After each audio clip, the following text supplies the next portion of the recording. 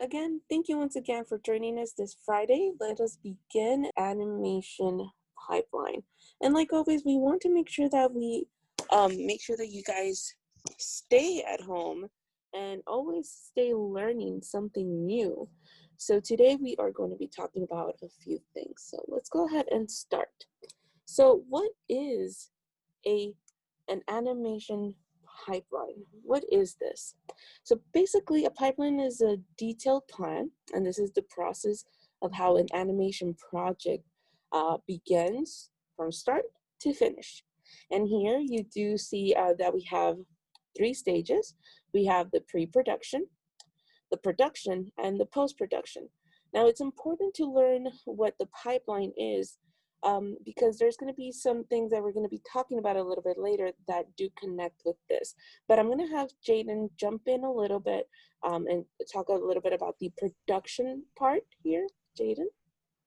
Yes, so if you notice here in the middle section where it says production, there's a part that says modeling, texturing, and rigging/setup. So this pipeline pertains to a 3D project. The pipeline is always going to be tailored to the project depending on whether it's in 2D, 3D, if it's for television or for a feature film. That is correct. So, like Jaden shared here with us, it does have to do with what type of project you're going to be working on. Let's say, for example, here, this is a 3D project, right? But let's say we are working on a TV series. Well, that's really going to depend on, like, that TV series are much faster, so they need more time. I'm sorry, they need to be a lot faster, right? Versus a movie that could take like about a year or 2 years. So depending on the type of project that you're going to have, then that depends the length of the project and how long your pipeline it has to be, right?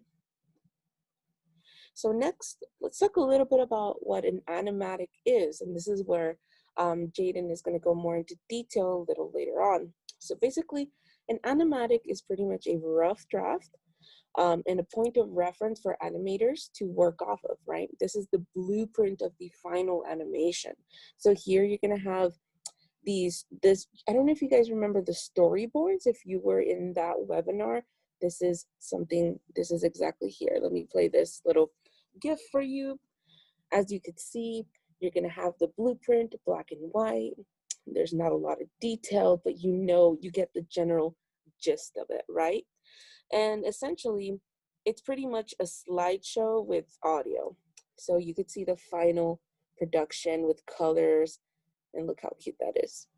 Let's continue.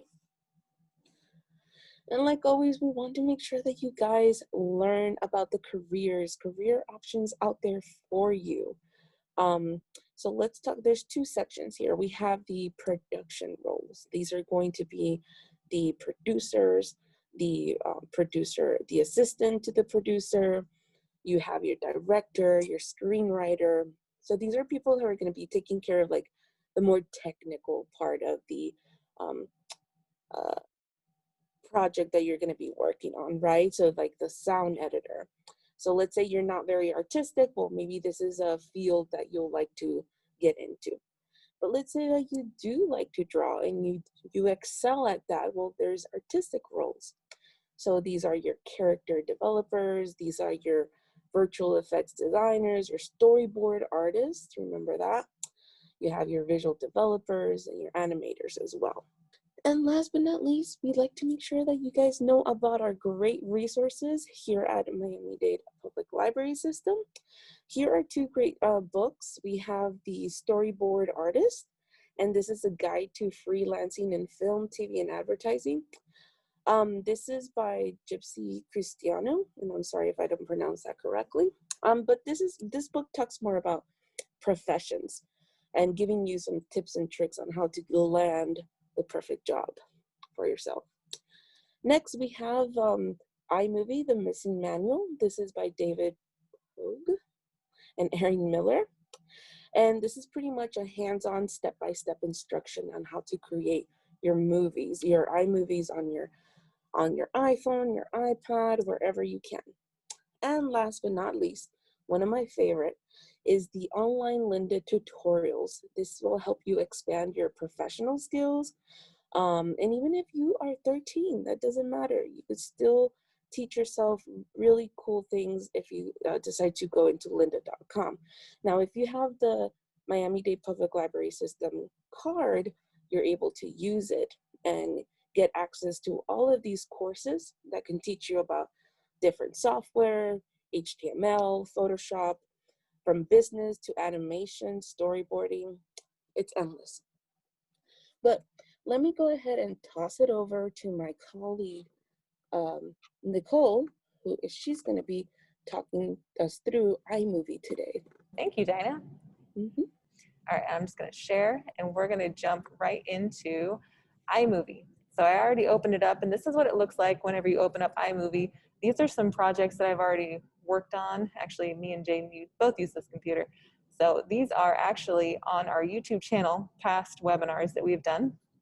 If you're interested, you can go to our YouTube channel and watch those, but we're not doing that right now. We're creating a new one. So we're going to go into movie. You can go into this trailer thing. I've actually never used it. I don't even know what that is for. I always just go straight to movie because it has everything that you need right here. And this is what your interface looks like whenever you're in iMovie.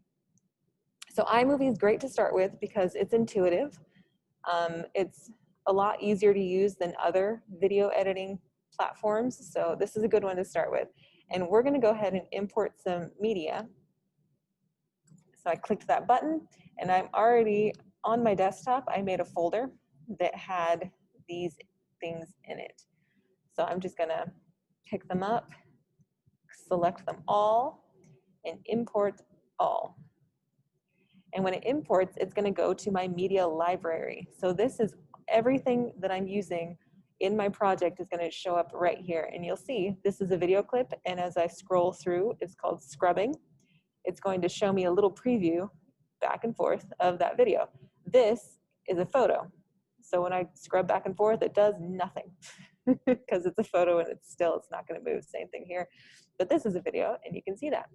And if you want to, you can zoom in. This is helpful if you have a lot of clips here.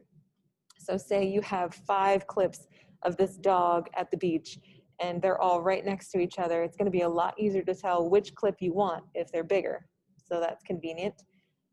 And then you can even zoom in to each clip individually. So whenever I zoom in, it doesn't make the box bigger, it spreads it out so you can see the different sections of that clip.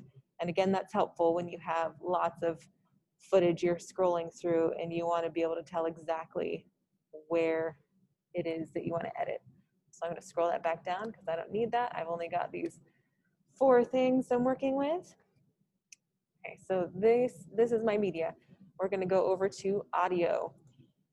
Audio, there are some options. So your whole iTunes library is available on iMovie at any time. So if I were to go to audio and iTunes, my library would show up here. Because I'm just on a YOUmake laptop, I don't have anything in my library, so there's nothing here. But whatever you have in your library is going to show up here, which is cool, except you need to be very careful if you're going to be posting it publicly.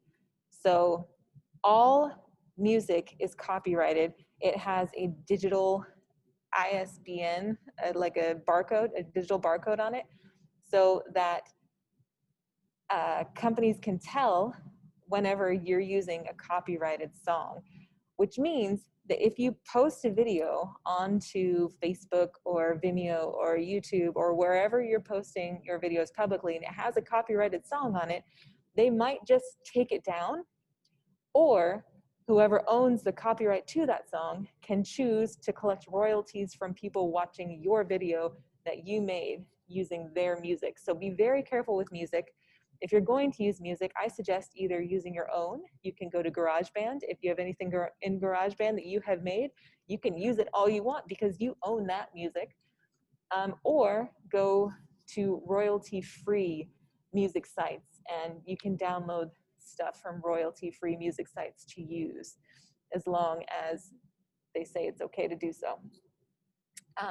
So music, and here's sound effects, which are really cool. These are just already in iMovie, and they can be pretty useful. So, I mean, if you want to use one of these, you just click on one, and you can even select the size of the clip that you want. So you just want this. You can just select that, and then I'm gonna drag it down onto my timeline. See how it's got that little plus sign next to my pointer? I drop it. Oh, or not. Why didn't that work? There it goes. Okay. And now it's on my timeline, and we can use that in our video. I'm going to actually add a video really quick, 9-second long video, and I'm going to add a photograph. And you'll notice that whenever I add a photo, I didn't mean to actually put that on top. I meant to put it on the side. That's okay. We'll put it on the side. You can put it side by side.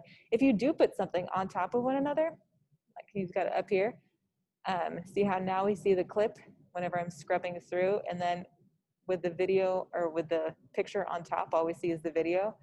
It's going to cover up whatever it is that we've got underneath. So beware of that. I'm going to put that next to it. You'll notice that whenever I put a picture in, it's going to default to 4 seconds long. That's how long the picture is going to be on my timeline, and you can change that, and we'll show you how later. And also, it's going to do that getting bigger and smaller thing. It's called the Ken Burns effect. We'll show you how to change that too. For now, we're just going over some basics. So just so you can see stuff we have on the timeline, we're going to go to titles. Titles are really useful if you want a title. So you can just pick something in here, anything at all. They're like ready made for you. I'm going to go to the beginning because that's usually where people put titles unless you want somewhere else. And you can change, we're just going to call it demo. You can change the words to anything you want. I don't even know what to start. We're going to write heart, demo heart, because I didn't know what to write. Okay, and then whenever you scrub through, you can see it popping up, whoop, and changing. And then it's going to go away once that time ends. See how it begins here, that purple line for our demo, and it ends here. That means once it ends, you're no longer going to be able to see it. So those are cool, and you can change them to any words that you want, and they have a lot of options, so those are pretty fun. Backgrounds are basically just a photograph. So if I were to pull a background in, say this blue marble globe thing, I'm going to put it underneath here, or not, there we go. Or on top, that's fine too. It's basically just a picture. It's a photograph. So you could use literally anything as a background. Oh, never mind, this one moves. Cool. But it's just static footage. A background could be basically anything, but these are just some template backgrounds that they have in here, and you could just use colors if you want, which are pretty cool. Transitions are actually really useful in a lot of instances, but they've got some kind of ridiculous ones in here that you don't need. But if you want to use them, that's cool too. We're going to use this one. If you want to use a transition, you just pick one and put it in between two clips like that. And then, oh, hold on. We're going to shorten that so you guys can see what's happening. All right, so this transition, if I scroll through it slowly, you can see it swiping down and changing. And now it's onto my next clip. So those can be really cool when used effectively. So that's fun. And I've got over here, you can zoom in and zoom out. So these are really short clips. This is 8.9 seconds. This is 3 seconds. This is 4 seconds or whatever. Right there, 4 seconds. They're really short clips, but you can you can zoom all the way in so that you can see it down to very minute levels to make it easier for editing. But when you don't want to be at those minute levels, you can zoom back out and see your whole project as it goes. And this, as you can see, is only like a 12-second project, so it's tiny. It's not going to take up a lot of room. So I like to scroll in so I can see it all in one place if I'm not editing little minute details. All right, so I think that was it for the interface. This is a very basic interface tutorial, and I'm going to turn it over to Hector, who's going to show you some more in-depth stuff. Right. Thank you so much, Nicole. So unfortunately, it seems like some of the participants don't have an Apple computer or an Apple product. I typed in the chat some programs that work for Windows or Chromebook, since I noticed that there were a few who were talking about Chromebooks. They all work pretty much the same, but the interface might look a little bit different, but the principles will be the same. And we're trying to keep it as simple as possible, just working with little video clips and pictures and some audio. But they all have the same functionality for the most part. So let me go on and talk more about the tools. So Nicole mentioned the library where you store your media, and we have video clips, we have pictures and audio. You can have graphics. Now, there are some tools that you can use right away when you import your clips. Let me select this one, for example. And all of these are over here on the right-hand side. So this is the viewer, and anytime you select a clip, you can play the clip. Let me add it over here to the timeline so you can see it better. Oh, I don't want to do that. But by pressing the space bar, you can play the clip and you can see it. Now, the first tool that we're gonna look over here, this is the color balance, and it allows you to select some options. You can automatically try to adjust the color or the video quality by clicking on it, and it'll do its best to balance all the colors to match them up. You can always reset back to the original by clicking on this little button on the right. You can also match colors between two clips or two sources.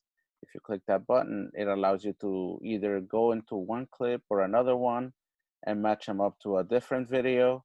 That is really good when you want to make sure that all your, for example, in this case, I have some dolphin videos. And if I wanted to make sure that the water looks pretty much the same throughout the video clips, then you will select that match frame and you can match them between each other. Let me just click out of that one.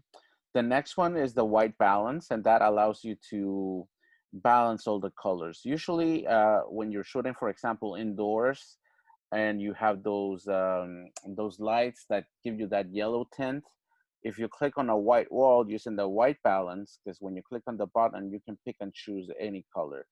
But you will click on the white so that all the other colors are equally balanced and your video doesn't look too yellow or too blue.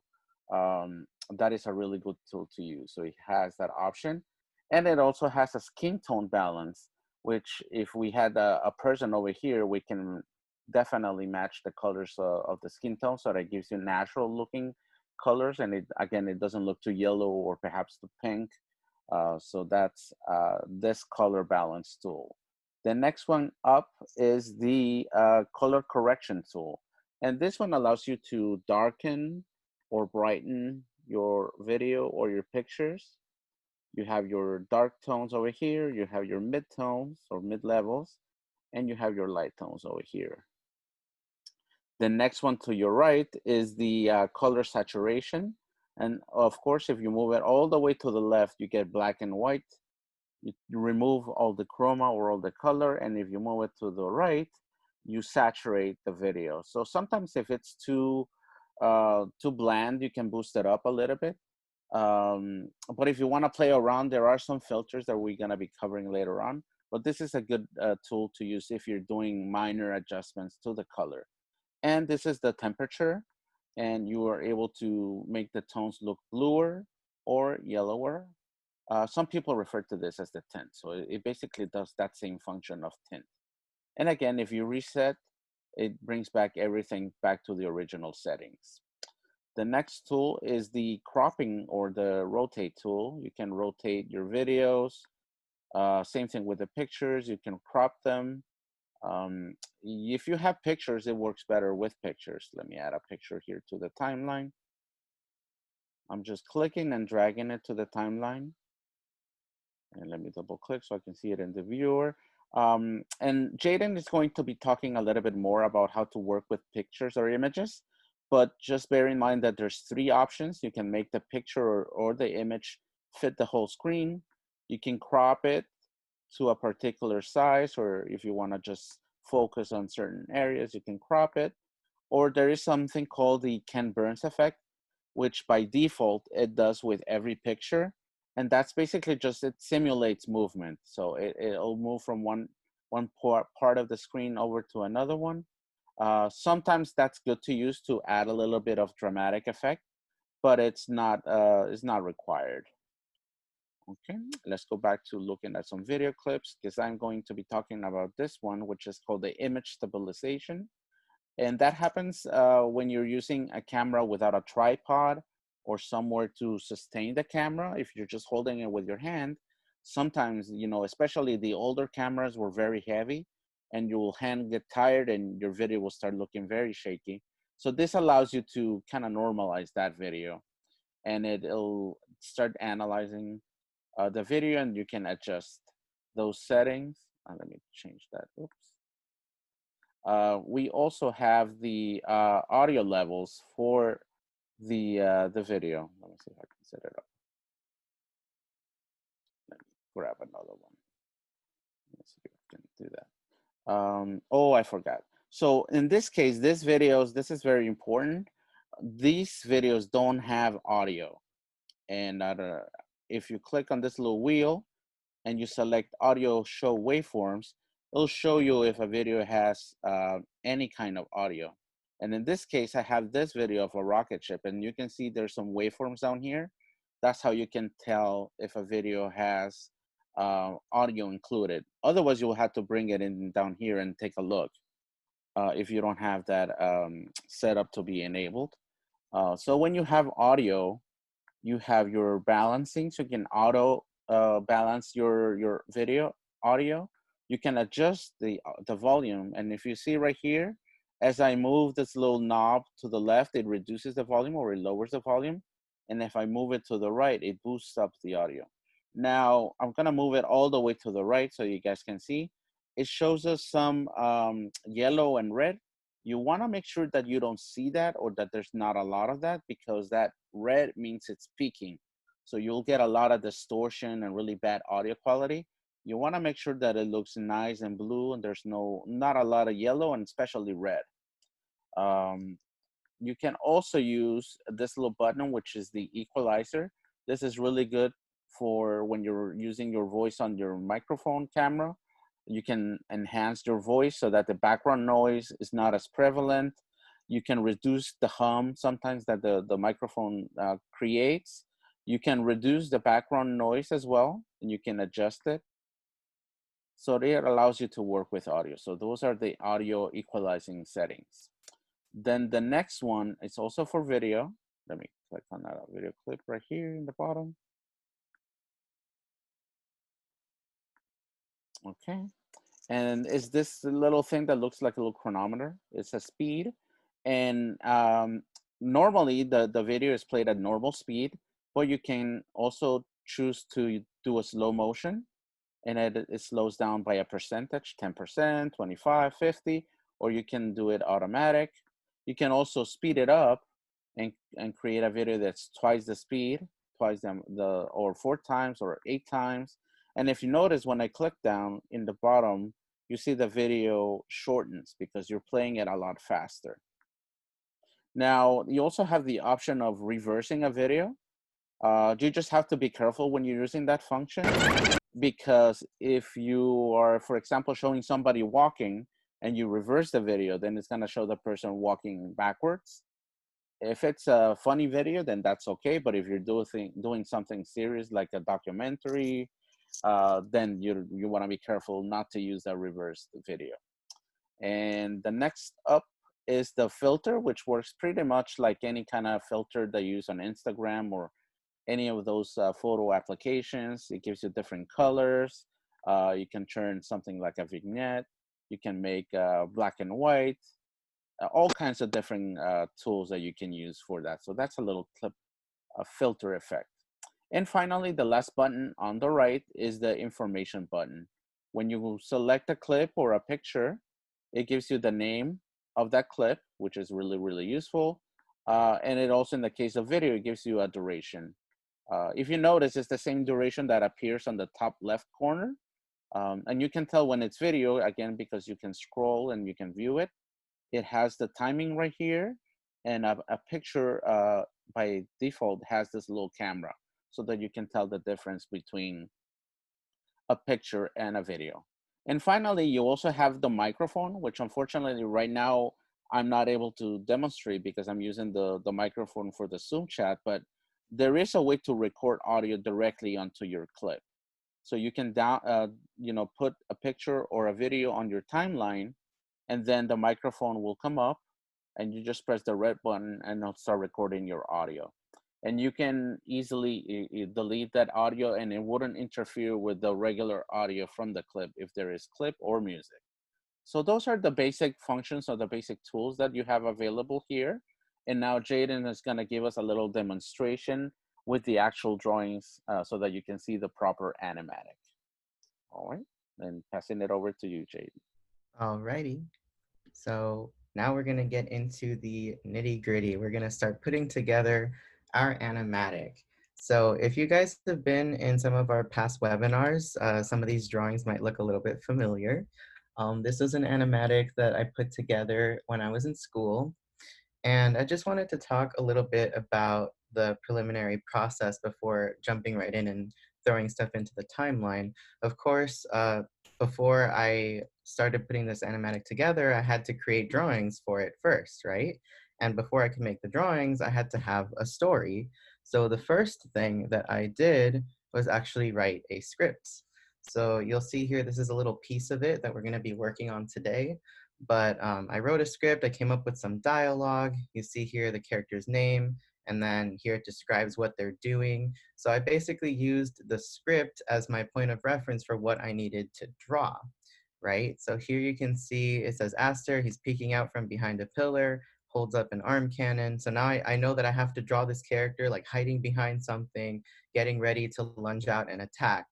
And then the other character gets startled by it and he's like, oh, who's there? So that's what we're going to be, this is the scene that we're going to be working on in the animatic. So you can see that this is kind of like our little script that we have. And then once I had the script, I did the drawings. You see them here. Another thing I wanted to mention is, as you can see, there's a lot of drawings because it takes a lot of drawings to put together storyboards and animatics. So when you're importing your images in here and you're gonna have as many as I have right here, it's super important that you name all of your images so that it's just easier for you to have them in chronological order and drag them into your timeline. And I was able to do this by right-clicking and then having sort clips by, and I put a name. I named each of my drawings like 1, 2, 3, 4, 5, etc. Like I put them all in numerical order so that they would show up in the correct order here in my gallery, just to make it easier. So I can't stress enough the importance of naming conventions for all of your project files. You want to make sure that it's nice and organized. It'll make your life a lot easier. So to start off, I'm going to bring in the first couple of images to start working on our first scene, which is these 4. As you can see, he's in the same scene, but he changes his expression a couple of times in the same panel. So I'm gonna click on this. I have this little yellow highlight around it, hold down Shift, and click over here so I can select several of them at once and drag all 4 of them into my timeline.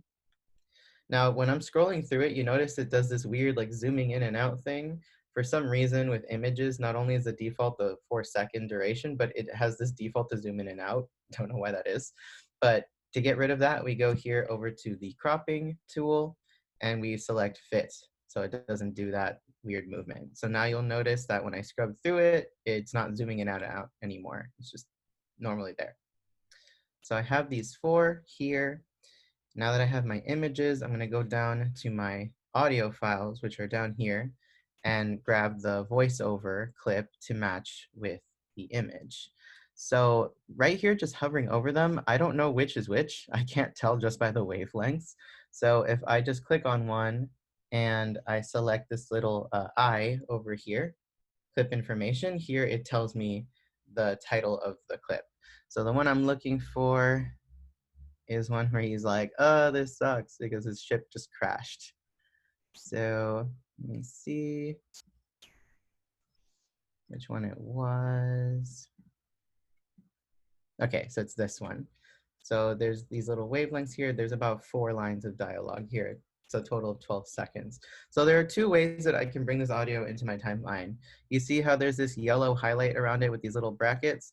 I could either go like this and just select 1 or 2 of the wavelengths and drag that into my timeline, or I could take the entire thing. But because each of these is a separate line, for the sake of editing, I'm going to go ahead and import them separately just to make the trimming of them easier. So this is the first line, drag it here. And this little stick that appears here is gonna attach it to this first image. So I'm gonna play it back. This sucks. So he's like, ah, this sucks. So I have a little bit of a gap here. I don't want that extra silence. So I'm gonna trim this. When you see this double arrow icon here, you just click and drag. And usually this line right here is gonna pretty much be like a placeholder of like where you want to trim the clip or where you want it to stop. So I don't want the image to continue on after the audio is ended. I want them to match and end in the same place. So I'm gonna do the same thing here and just trim that. Okay, so actually when he says this sucks, his expression is supposed to change to this. So I'm going to trim the audio right here where this line is by going to modify and split clip. The shortcut for it is Command B, but I just like to manually do it this way. Split clip. We're gonna do the same for the image as well. So I'm gonna click on the image so that it's highlighted. I keep the point in the same place. And once again, modify, split clip. The reason why I do this is because you notice this tiny little stick here that connects the audio to the image. If I were to just delete this extra chunk with this attached, it would delete this and the whole piece of audio with it. So I have to split it up to separate them so it doesn't accidentally delete a part that I actually wanted to keep, if that makes sense. So I'll demonstrate now. I want to get rid of this because this is just, it's here for 1.5 seconds longer than I want it to be. But if I just delete it, it takes the audio with it, which I don't want. So I'm going to take this audio and drag it and attach it to the image that comes after it. And now I can select this and delete it. So he says his first line, he's like, and then here he says, this sucks. And I want it to end right there. So I'm going to trim this so that it matches. And then take his next line, which is here. It's the second wavelength. I'm going to drag this so I can select just this part of the audio clip because this is all I want. I'm going to attach it to this next one. You'll see as I go along down the timeline, it's pretty much rinse and repeat. I'm going to be repeating a lot of the same edits. I'm going to be bringing in an image, taking off the zooming in and out thing, attaching the audio, and it's a matter of trimming the images to match the duration of the audio so everything times out. So that's one of the main purposes of an animatic. It's not just a blueprint for the animator to know what to draw and animate, but it's also to get the timing right. Especially when you're doing something like a television series, let's say the episode has to be 11 minutes, you have to make sure that it times out right with the script and it's exactly 11 minutes long. This sucks. I knew I should have read a manual or something on how to pilot these things. Okay, so that timed out pretty perfectly.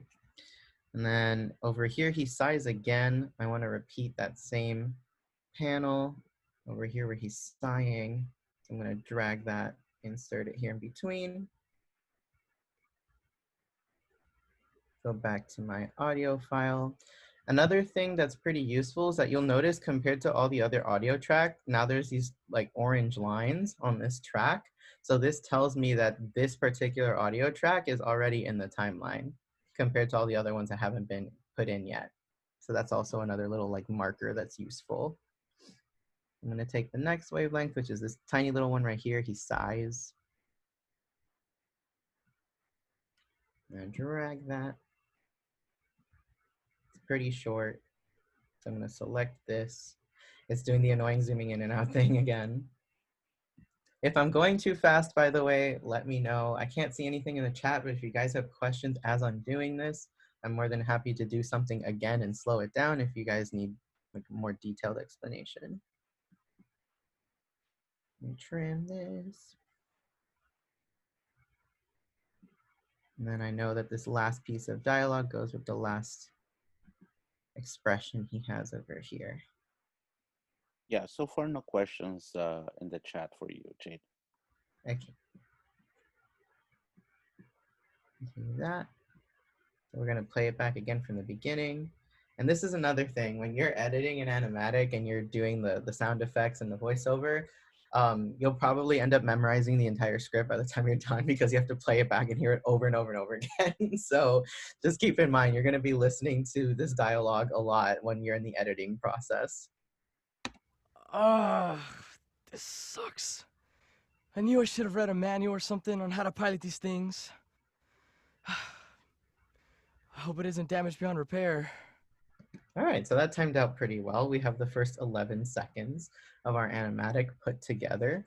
Now in this next scene, if you've noticed in the background of these, there's this little guy hanging out here in the background, just kind of like peeking over.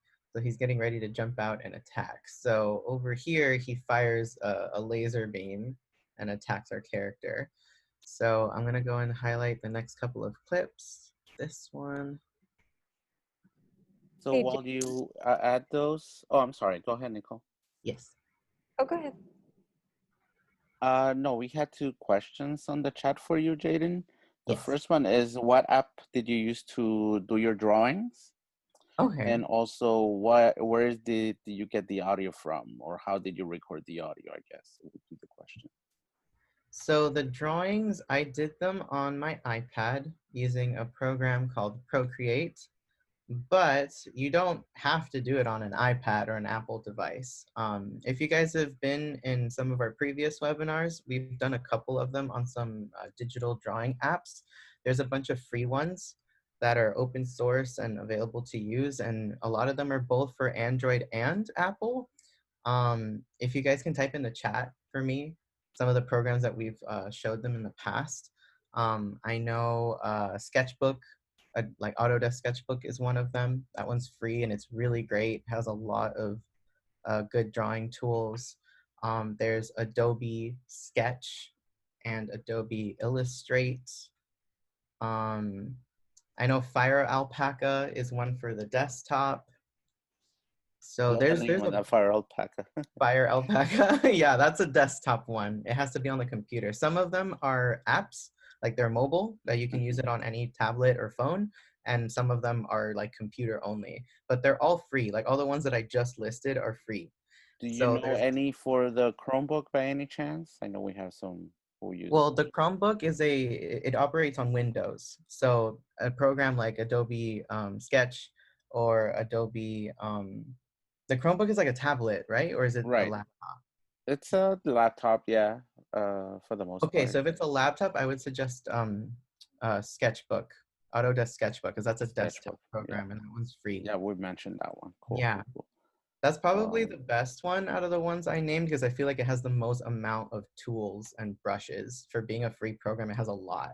Like Yeah, it's and I really, don't know if Krita, I've actually never, I know we've mentioned it, but I haven't really. Krita is for the desktop. You can use Krita as well on a Chromebook. The only thing about Krita is that you can't save your files as like Photoshop files or in other formats. So if you wanted to like import it to another program to keep working on it, it's not compatible with a bunch of other things. But Sketchbook, Autodesk Sketchbook is. So that one's a Gotcha. little bit more flexible. Yeah. So the best one I could recommend is Autodesk Sketchbook. That one's great. It's free and for drawing. But I illustrated these on my tablet and then I imported them all. it was kind of crazy, but I basically made one like drawing file for every single panel, which was like a nightmare. As you can see, there's so many of them. But there's some of them where there's a little bit of movement, like here, see, he's here, and then he comes into the shot, and then his expression changes, and then his changes. So they're in the same like background, but it's just like little changes like this. So with scenes like this, I keep this in one file and just do a different layer for each change in their face and stuff, just so it's not like so much. That's also what I did with these first four down here. He's in the same scene, like it's the same shot, you know, you got the mountains and the grass and the rocks. The only thing that changes is his face, like with the different dialogue that he says. So there's that too. There was another question about the audio. The voice acting part, I put this together when I was still in school, and we had an audio like recording studio on campus. So I was just really lucky that we had that there. I know in our maker spaces, we also have a sound booth. It's just not available at the moment because of our limited programming with the pandemic. But we do have a sound booth with a microphone for anybody who is from Miami and wants to visit our spaces. But we had a voice acting webinar as well about a month ago. And I explained how you can do like a really easy setup at home to make your own little homemade recording booth.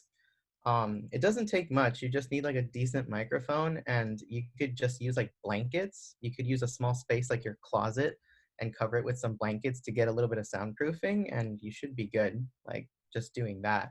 But when you're doing an animatic, it doesn't have to be super crisp, like clean audio, because remember, this is a rough draft. So it doesn't have to be perfect. This is just like the rough stages of it. So what Hector explained before with recording, like even directly into the program using the voiceover, you can either do like silly voices yourself and voice the characters yourself, just like as a temporary voice acting audio, like a placeholder, just for the sake of like getting the idea of the scene. If that makes sense. So in this case, I had my friends, like I was like, please voice my characters, I need your voice. And I just like dragged them into my project. So I hope that answers that question.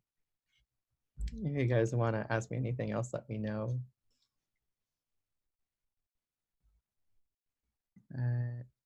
Here, I'm looking for my next piece of dialogue. It's like, even though they're names, I have to like look up here to see what each of them is named. Who's there? This is the next scene. He says, who's there? There's someone behind me. He's like, ah.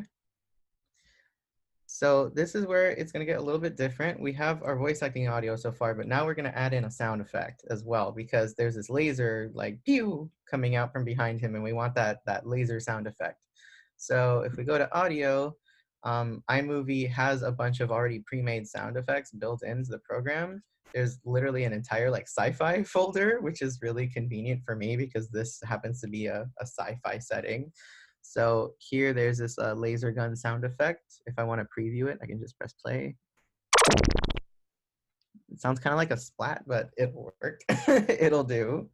So I'm going to take this sound effect by clicking up here where it's green, when it's highlighted with this little white rectangle around it, and I'm going to drag it down into my timeline. But I'm going to put it underneath the voiceover audio because I don't want it to overpower it. When you're adding more than one audio track into your project, they're going to start to stack in layers. So I'm going to zoom in here a little bit. You'll notice that for the laser sound effect, there's this section that's yellow. When it goes yellow like that above the line, that means it's peaking. And what it means for audio to peak is that it goes so loud that it kind of gets distorted, and it's kind of makes your ears bleed a little bit. It's not pleasant to hear, and we don't want it to be that loud. So I'm gonna go ahead and take this little line in the middle with these like two double arrows, and I'm going to drag it down, because right now it's at 100%. I'm gonna lower it just a little bit because it's a bit too loud, and I don't want it to be overpowering the dialogue that the character's trying to say. And I'm gonna trim this a bit here because there's this like dead silence before he says this line. So I'm gonna trim that a little bit. and scooch this over. So let's hear what this sounds like. I'm actually going to turn this up a little bit because I think his audio is really low. I'm going to play back just this part. Who's there? Okay, so when he says who's there, he's supposed to be turning around. So this is way too long. I have to trim it. I'm going to trim that.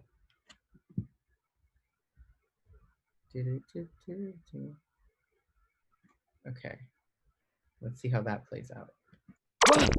Who's there? Okay, that's a little better. And then once again, I'm going to trim this.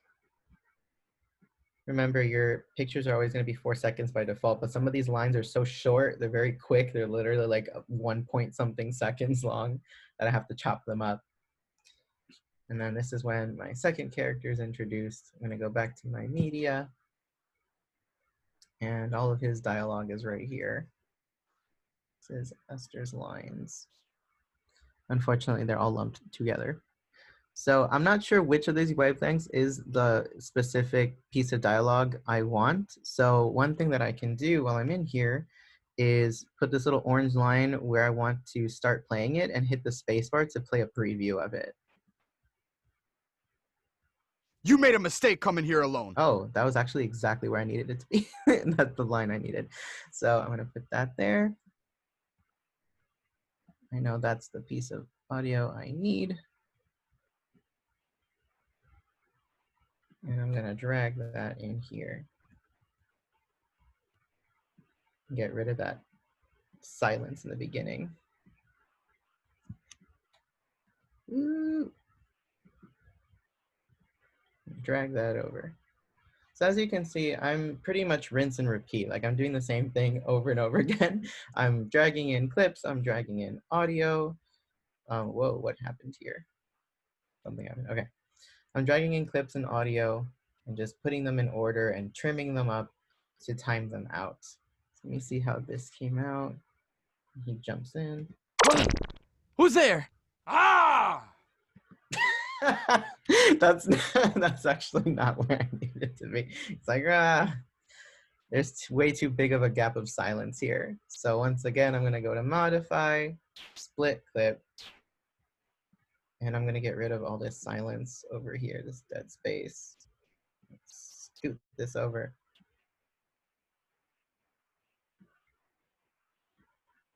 Oh, that might have been too much. And scoot that. Let's see how that sounds. Ah! You made a mistake coming here alone. If you're Oh. So this is where that line ends. Modify, split. Gonna get rid of that extra stuff. And when he says this next line, it's supposed to change the image. So, I actually don't like the yell at the beginning. It sounds awkward and out of place. So I'm gonna scoot that over. I'm gonna scoot everything over. There we go. So let's see now. You made a mistake coming here alone. If you're supposed to be reinforcement, that's pretty pathetic. That's cool. It's just where I want it to be. Modify, split, and I can get rid of this excess. So far we have about 25 seconds of footage. I'm gonna play it one more time from the beginning and we'll see what we have so far. This sucks. I knew I should have read a manual or something on how to pilot these things. I hope it isn't damaged beyond repair. Who's there? You made a mistake coming here alone. If you're supposed to be reinforcement, that's pretty pathetic. So that's pretty cool. We've got a little sequence going on here. So I'm gonna fast forward a little bit, just in movie magic, and I'm gonna show you guys what it looks like when it's a little bit more put together. So I have the video here, or actually before I do that, I'm gonna show you guys how to export your project once you're done editing. So all the way up here in the upper right corner, there's this little square with an arrow going up. It says share. I'm gonna click on that. And it gives you a couple different ways you can export it. If you wanna upload it straight to YouTube or Facebook or Vimeo, it gives you the option to upload it directly onto your account on those websites. or you can send it as an email to somebody. But in this case, I'm just going to export the file itself, just the MP4. So when I click that, here it shows me a little preview. It even scrubs through the audio a little bit. It tells you how many seconds long it is, the estimated file size, and then here it goes into more specifics like the dimensions of it and also the title. So if you wanted to change the title of it, you can type it in here. Mine was already named, so I'm just going to leave it as is. And I'm going to leave it in all these settings because this is what I want it to be. I'm going to hit next. And then when you hit next, it asks you where on your computer you want to save it to. So in this case, I'm just going to put it on my desktop and hit save. And then over here, this little circle is going to load up, show the progress. And it went super fast because this thing was only like 25 seconds long. It was really short. And now I'm going to show you guys a more completed version of the project. So this was the completed animatic. I'm just going to show you a little snippet of it because it's like 3.5 minutes long, but you're going to see the voiceover, some sound effects, and even a little bit of music playing in the background. This sucks. I knew I should have read a manual or something on how to pilot these things. I hope it isn't damaged beyond repair. What? Who's there? You made a mistake coming here alone. If you're supposed to be reinforcement, that's pretty pathetic. Ah! Ah! Whoa!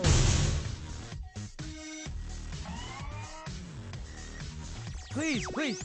I mean no harm. I just got stranded here. I have no idea what you're talking about.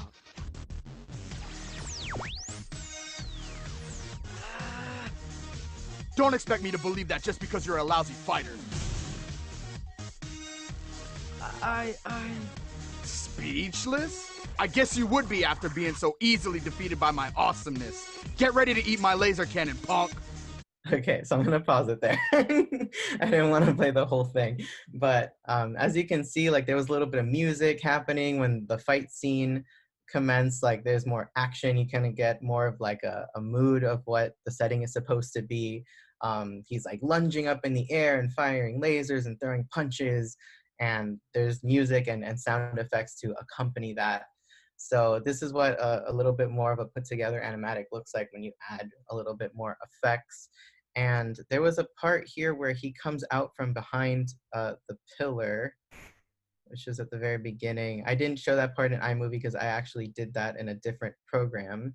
So here, when he comes out from behind this thing, I layered it. I had this big gear and the background on 2 separate layers, and he was like sandwiched between them. So he comes out from between the 2 images. Like you see him like slide out like that, and then the laser appears.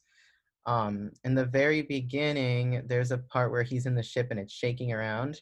So it's like the alarm blaring and it's shaking. So that was also like a camera shake effect that I did in another program. But there are different ways to edit it to give it movement. There's this part here where the ship like comes in and it like moves across the screen like that. So I did the screen shaking and the moving of the ship and stuff in After Effects, keyframing it. I'm not sure if there's a program kind of like After Effects where you can do this kind of stuff. That's like one of those free programs that we mentioned. But sometimes the animatic, the bare minimum editing is done in one program and it might be taken into another program to add extra little bells and whistles to it. That's just a little example of that. So that's pretty much it for my presentation. I know another place that you guys can see these like side-by-side animatics with the finished product, Nickelodeon uploads a lot of them on their channel. Like they'll show the animatic and the finished thing side-by-side, kind of like the little clip that Dinah played in her PowerPoint presentation. So if you guys want to check out more of that stuff, they upload a lot of those. They're a cool like reference to look at. All right, very, very cool. Do you want to mention also about the storyboarding webinar that you did? Because it's kind of like a companion video. This is like the Yeah. sequel to Yes. or part 2, or Yeah, so we did do a storyboarding webinar a few weeks back. The storyboarding is pretty much the step that comes like right before the animatic, because as you can see, like I wouldn't be able to put together an animatic if I didn't have the drawings done. So that's like the previous step that comes before that. It's another part of the pipeline. And to elaborate a little bit more on the pipeline that Dinah talked about, she mentioned that there's a difference between like TV and film. Usually in TV, it's more fast paced because they have to release several episodes at a time. So they kind of do it like this. They call it like a waterfall effect. Like they'll start the script for one, and then when they move on to storyboarding for it, they'll start the script for another episode. And then when the storyboarding one moves to animatic, that one moves to storyboarding, and then they start a script for a third episode, and it kind of like trickles down like that. It's really intense because they have to come out with a lot at once, while movies, they can take a couple of years and they have more freedom to make more changes to it because they have a bigger chunk of time to get it done. Mm-hmm. Thank you for joining us this webinar. It was lovely, guys, to see you. And please make sure to stay tuned for next week's webinar, where we're going to be doing some fall holiday decor and DIY decor for you guys. Just fun ideas that maybe you could create at home, or maybe that could inspire you to create something. So stay tuned. Thanks, guys. Bye. Bye, everybody. Have a great weekend. Bye. See y'all next week.